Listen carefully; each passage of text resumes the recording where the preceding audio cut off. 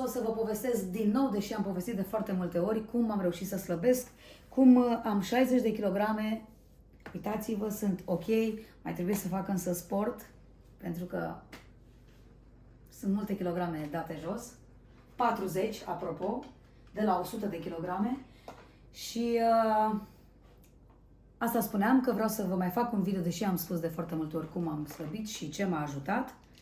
În afara faptului că am, atenție, bine că mi-am adus aminte să vă povestesc și treaba asta, deși de peste 1000 de ori am spus că am avut operația de stomac făcută în 2017, după care am început să mă reîngraș, da? Deci eu am recunoscut întotdeauna, nu am ascuns faptul că sunt operată de stomac.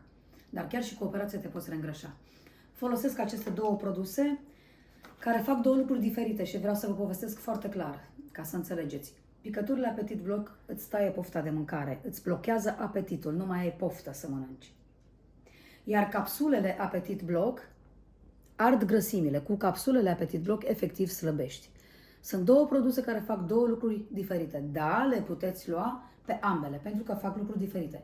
Nu mai ai poftă de mâncare și ard grăsimile, capsulele, da? Ce conțin, mă întrebați mereu, ce conțin? Deși există prospect pe internet, am să vă spun ce conțin în mare și pe scurt.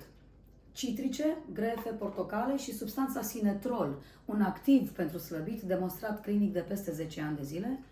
Acreditat acest produs, o să vă invit să citiți foarte clar voi, să scrieți pe internet ce înseamnă sinetrolul și ce face și să fiți foarte lămurite. Încă un aspect, nu există contraindicații, nu te îmbolnăvești de nimic, decât pentru doamnele care alăptează. În rest, eu le iau de foarte multă vreme și sunt perfect sănătoasă. Foarte important.